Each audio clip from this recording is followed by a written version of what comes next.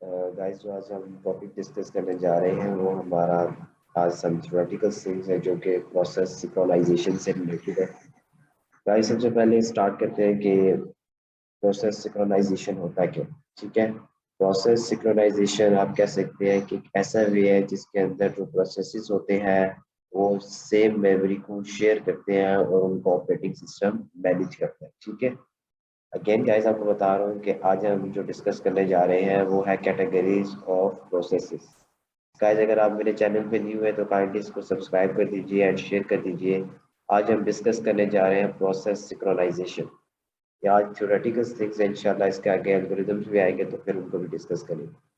तो guys process synchronization क्या होती है? प्रोसेस सिंक्रोनाइजेशन आपके पास एक ऐसा तरीका होता है जिसके अंदर आपके जो प्रोसेस होते हैं वो सेम मेमोरी को शेयर कर रहे होते हैं और उनको ऑपरेटिंग सिस्टम मैनेज कर रहा होता है। ठीक है, which is used to coordinate the processes that uses share data. ठीक है, तो देयर आर टू टाइप्स, इसमें दो तरह की हमारे पास टाइप्स होती है प्रोसेस सिंक्रोनाइजेशन के अंदर। एक है हमारे पास इंडिपेंडेंट होती है और एक कोऑपरेटिंग प्रोसेस होती है।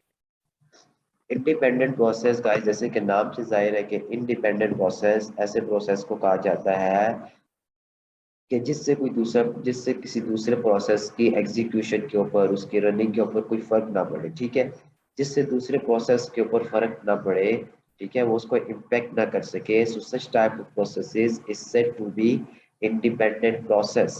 सो इंडिपेंडेंट प्रोसेस क्या हुआ? ऐसा प्रोसेस कि जिससे दूसरे प्रोसेस के ऊपर कोई इफेक्ट ही नहीं आ रहा, उसको कोई मसला नहीं हो रहा कि ये प्रोसेस चल रहा है नहीं चल रहा, ठीक है, एग्जीक्यूशन फास्ट है स्लो है, नथिंग, उसके ऊपर कोई इम्पैक्ट नहीं पड़ा।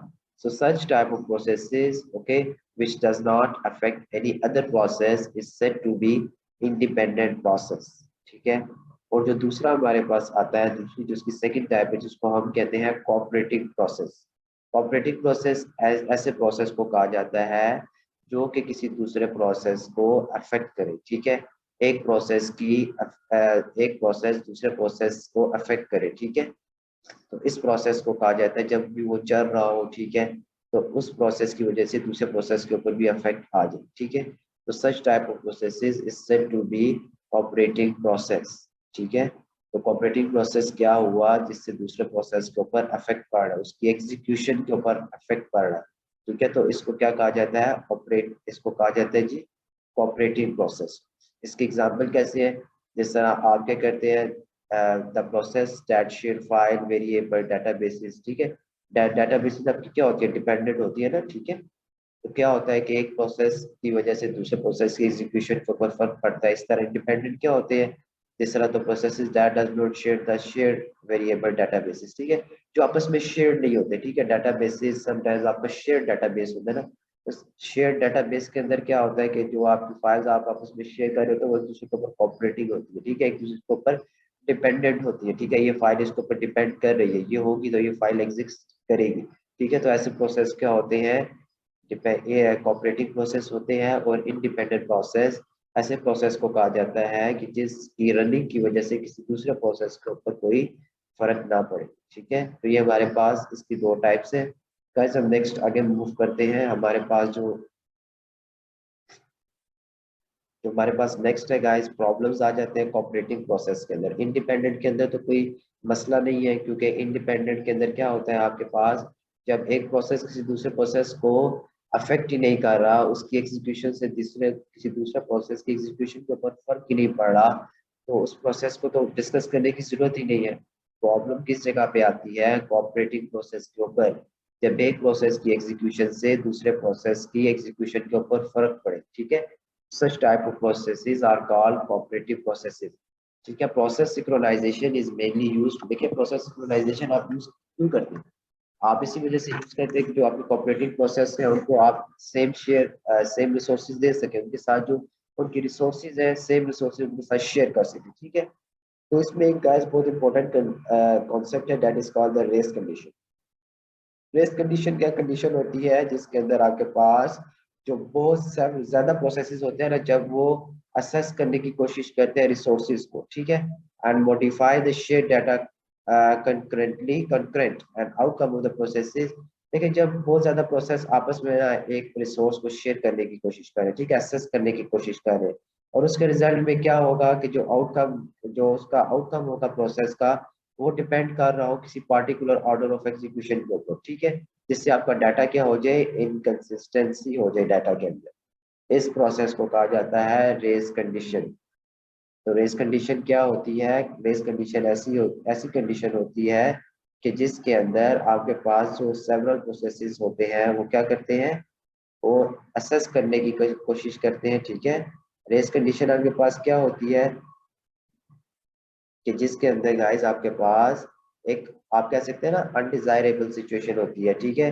जब एक कोई भी डिवाइस या कोई भी सिस्टम आपका, जब वो अटेम्प्ट करने की कोशिश करता है एक से ज्यादा ऑपरेशन एट अ टाइम, ठीक है। तो रेस कंडीशन क्या होती है, सिंपल वर्ड्स में याद रखें।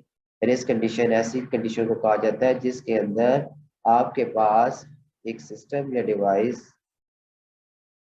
के अंदर सिस्टम या डिवाइस, ठीक है, जो आपकी सिस्टम या डिवाइस है वो अटेम्प्ट करने की कोशिश करती है टू और मोर ऑपरेशंस को, ठीक है, टू और मोर ऑपरेशंस, ठीक है, टू और more operations eight same time, एक ही टाइम के ऊपर वो एक से ज्यादा ऑपरेशन परफॉर्म करने की कोशिश कर रही है, ठीक है, टू और more operations at a same time, ठीक है।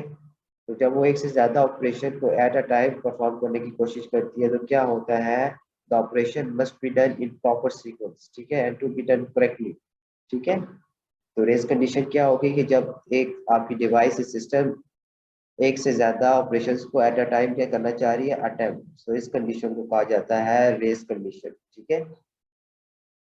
जो हमारे पास गाइस जो नेक्स्ट थिंग है, दिस कंडीशन, हम इस चीज को अवॉइड कैसे करते हैं कि एक जो प्रोसेस है वो at a time multiple operations को ट्राई ना कर सके, अटेम्प्ट ना कर सके। तो इस कंडीशन से हमें अवॉइड करने के लिए using the technique called the synchronization, synchronization या प्रोसेस सिंक्रोनाइजेशन। अभी आपको मैंने स्टार्ट में बताया था कि प्रोसेस सिंक्रोनाइजेशन क्या होती है, कि जिसके अंदर आपके पास जो प्रोसेसेस होते हैं वो सेम डाटा को शेयर कर रहे होते हैं, ठीक है, in which we allow only one process to enter, ठीक है, जिसमें हम क्या करते हैं, हम मल्टीपल प्रोसेसेस को नहीं भेजते, हम एक ही प्रोसेस को इंटर करते हैं and manipulates the share data in critical section, ठीक है, आगे आएंगी टर्म्स क्रिटिकल सेक्शन क्या होता है तो वहां पर डिस्कस करते हैं, ठीक है। तो रेस कंडीशन क्या होती है, जिसके अंदर आपका जो एक प्रोसेस हो या सॉरी जिसके अंदर आपका कोई भी डिवाइस या सिस्टम जब पर एक से ज्यादा ऑपरेशन परफॉर्म करने की कोशिश कर रहा हो सेम टाइम के ऊपर, ठीक है। तो गाइस जो हमारे पास नेक्स्ट है क्रिटिकल सेक्शन। क्रिटिकल सेक्शन क्या होता है कि every program have code that share which is shared and some code which is not shared. Critical section is a place where we keep shared variables. ये critical section वो वाला section होता है जिसके अंदर आपने जो आप शेयर कर रहे हैं वेरिएबल्स को उनको रखा होता है, ठीक है। और नॉन क्रिटिकल ऐसी प्लेस होती है जिसके अंदर आपने नॉन शेयर्ड वेरिएबल रिसोर्सेज को रखा होता है, ठीक है। In order to produce synchronization we have to keep eyes on critical. हमने क्रिटिकल सेक्शन को दरअसल देखना होता है कि इसके पास शेयर डाटा कितना पड़ा, ठीक है, क्रिटिकल सेक्शन के अंदर प्रोसेस है नहीं है, ठीक है। In order to synchronize both processes we have to keep, अब देखिए क्या करते हैं, जब भी आपने सिंक्रोनाइजेशन को परफॉर्म करना हो तो हम क्या करते हैं, we have to keep share data, ठीक है। हम शेयर डाटा क्रिटिकल सेक्शन के ऊपर के अंदर रख देते हैं और फिर उसके ऊपर जो भी मेथड होते हैं, एल्गोरिथम्स होते हैं, उनको अप्लाई करते हैं, ठीक है। तो क्रिटिकल सेक्शन आपके पास क्या होता है कि जिसके पास आपका कुछ कोड हो, ठीक है। तो क्रिटिकल सेक्शन आप कह सकते हैं वो प्लेस होती है कि जिसके अंदर हम शेयर्ड वेरिएबल या रिसोर्सेज रखते हैं, ठीक है। तो क्रिटिकल सेक्शन क्या हो गया आपके पास, क्रिटिकल सेक्शन ऐसी चीज को कहा जाता है, ठीक है, जिसके अंदर आप शेयर्ड वेरिएबल्स या रिसोर्सेज को रखते हैं, ठीक है। जहाँ पे आप कह सकते हैं कि जो आपके प्रोसेसेस होते हैं वो असेस कर रहे हो शेयर रिसोर्सेज को, ठीक है। जिस तरह आप कह सकते हैं कि जो आपकी कॉमन वेरिएबल्स होते हैं, फाइल्स होती है, ठीक है, जो हम ऑपरेशंस को राइट करते हैं, ठीक है, तो ये आपको क्रिटिकल सेक्शन होता है। गाइस नेक्स्ट मूव करते हैं हम, नेक्स्ट जो हमारे पास है, गाइस मैं इसको लॉक कर दूं। अच्छा, तो गाइस नेक्स्ट हम मूव करते हैं, जो हमारी नेक्स्ट इसके बाद जो स्टेप है वो है हमारे पास, जी, नेक्स्ट प्रोसेस भी क्रिटिकल सेक्शन से रिलेटेड है, a section of code which is common, ठीक है, इन कोऑपरेटिंग प्रोसेसेस, ठीक है। क्रिटिकल सेक्शन के भी कुछ पार्ट्स होते हैं, एक होता है एंट्री सेक्शन। एंट्री सेक्शन कैसी क्या चीज होती है, एंट्री सेक्शन वो कोड होता है जो रिक्वेस्ट करता है, ठीक है, जिससे आप रिक्वेस्ट करते हैं कि आप क्रिटिकल सेक्शन के अंदर जाना चाह रहे हैं, ठीक है।